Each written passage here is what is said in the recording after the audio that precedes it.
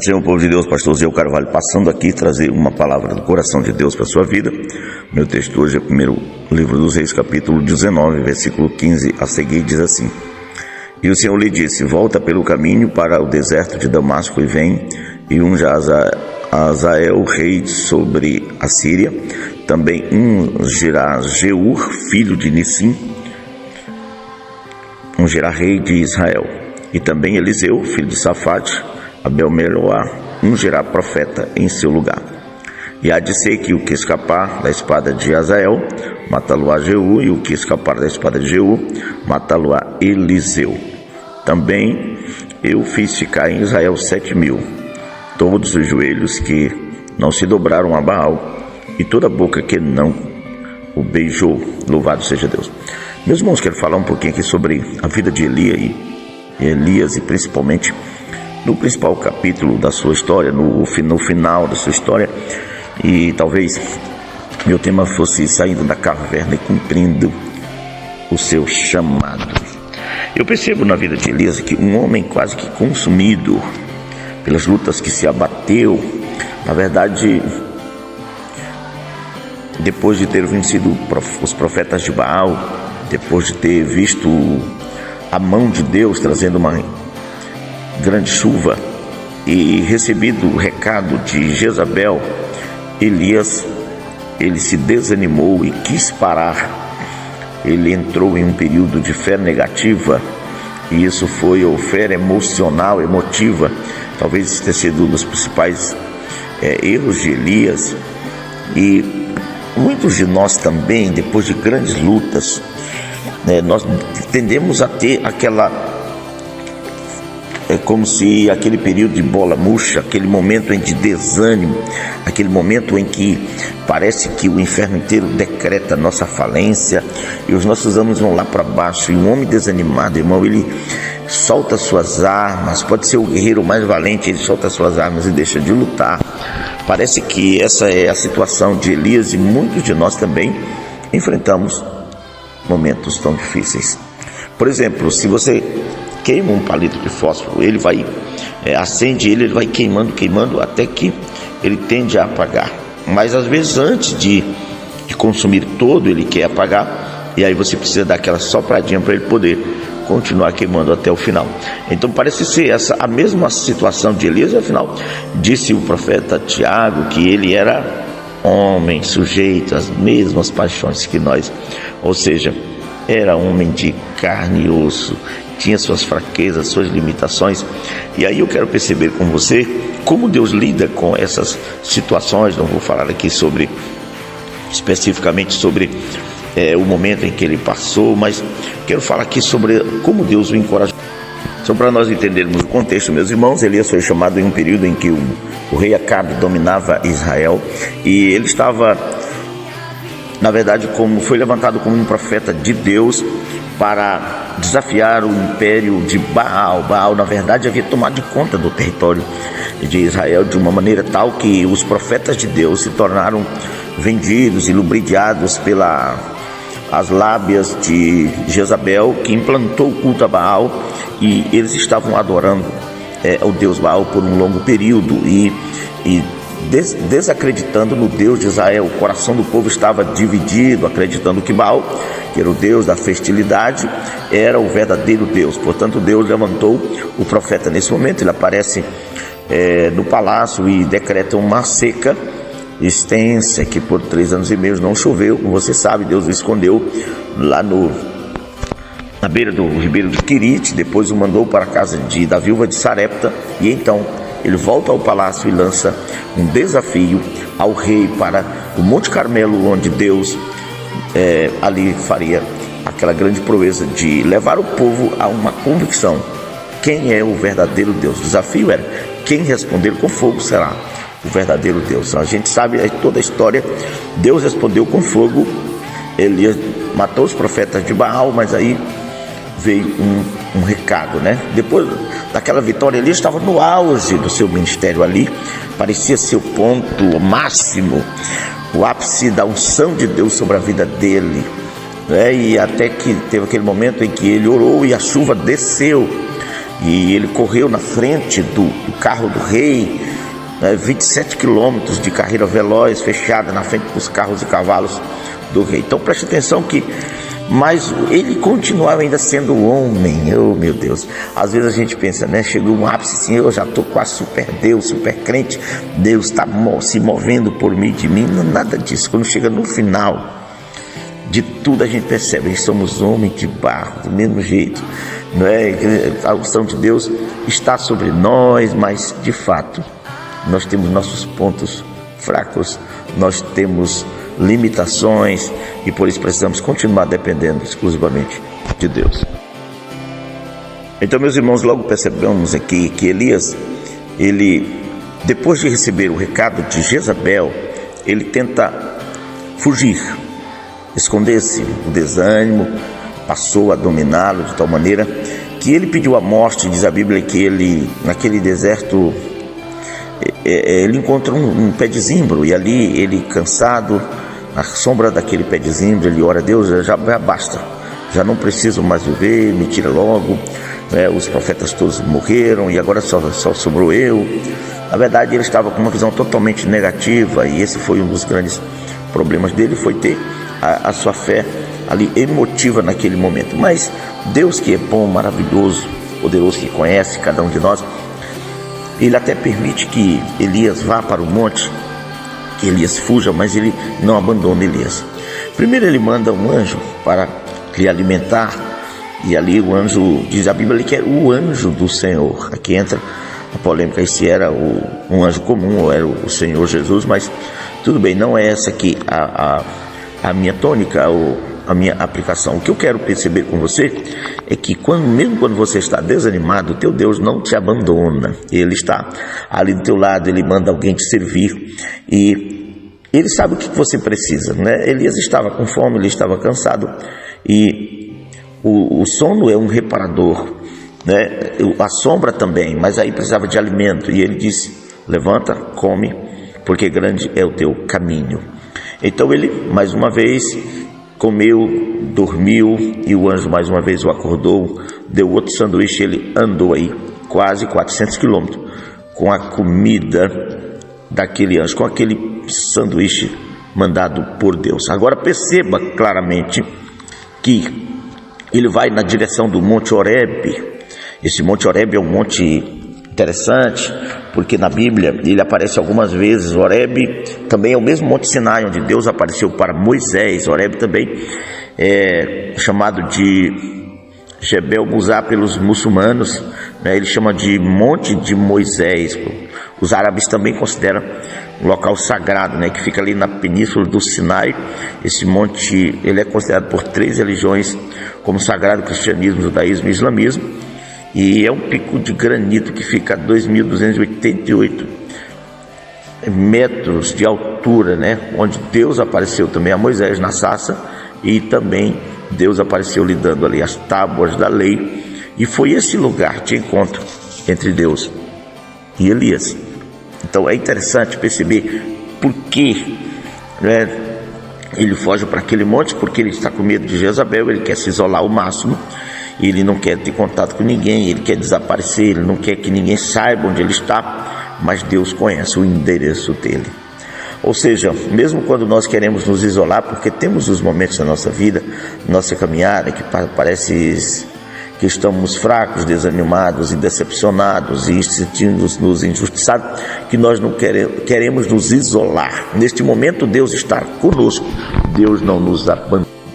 Meus irmãos, é interessante perceber isso. Eu quero trazer essa palavra do coração de Deus para a sua vida, que Deus não te abandona nos seus momentos de baixa, Deus não te abandona nos seus momentos de desânimo, Deus não te abandona nos seus momentos onde você está sem perceber por onde continuar. Deus não te abandona quando você quer desistir.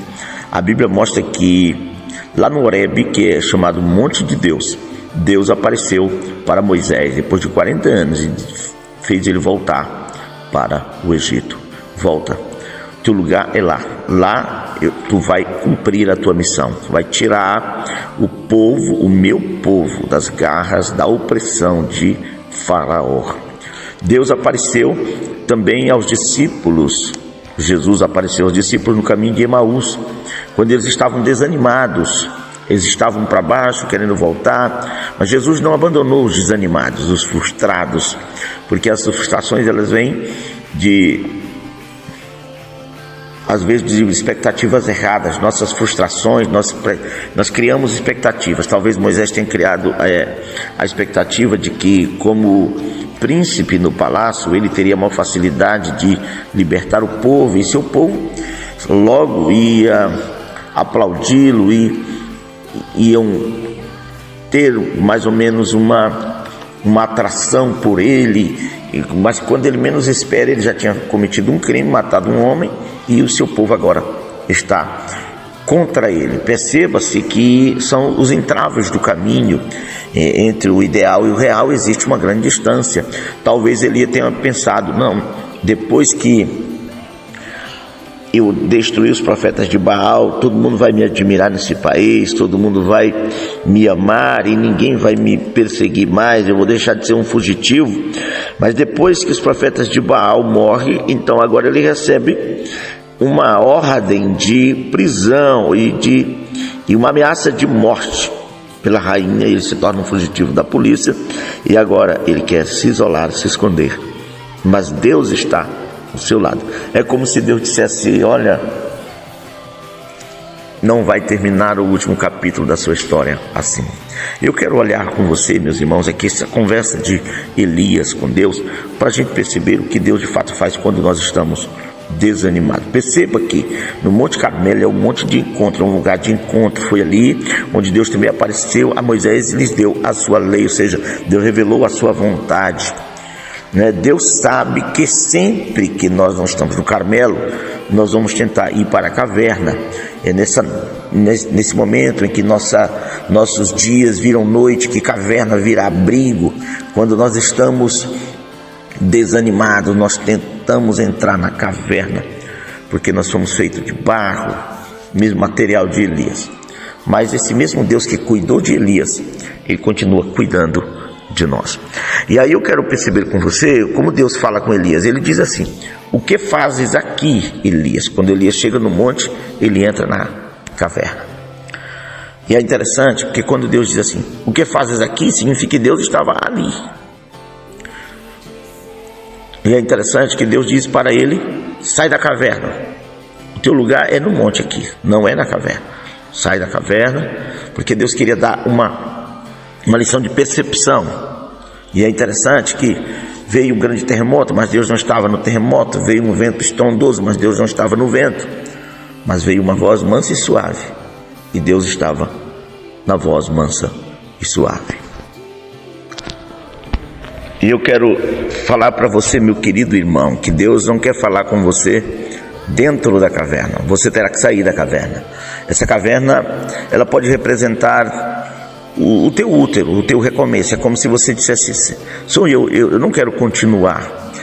Eu prefiro ficar aqui, eu prefiro me isolar, eu prefiro não estar diante de ti. Mas o Senhor diz: sai da caverna, te apresenta diante da face do Senhor. Observe bem o que nós precisamos fazer. Às vezes, quando estamos nesses períodos de desânimo, nós precisamos sair da caverna e nos apresentar diante de Deus para ouvi-lo. Senhor, qual é a tua vontade?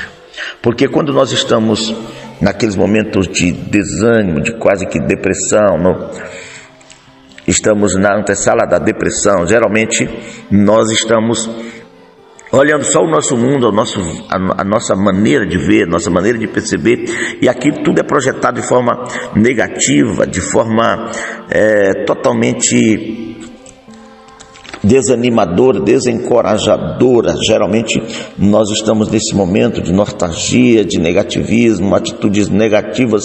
Nós temos uma visão que é contraproducente, mas Deus percebe aquela situação e não permite que Elias fique ali. Então Deus aparece para Elias, Deus fala com Elias, Deus dá ordem a Elias e Deus começa a falar. Louvado seja o nome do Senhor. Deus quer dar uma nova percepção para Elias, assim como para nós.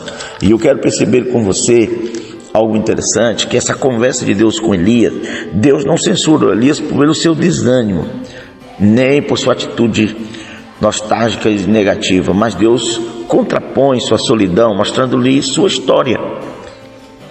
É como se Deus dissesse: você não vai parar agora, ainda vou escrever o último capítulo de sua história e ela terá um final feliz. É como se Deus dissesse: olha, o seu passado tem um valor, Deus quer atribuir valor ao seu passado, e você já fez o que tinha que fazer, você foi obediente até aqui, e eu já te usei, você já deu uma grande contribuição para a nação de Israel, que estava atolada na idolatria, mas ainda tem algo para fazer. Você tem que concluir o seu papel, o seu trabalho, e outros vão fazer o restante, outros vão continuar.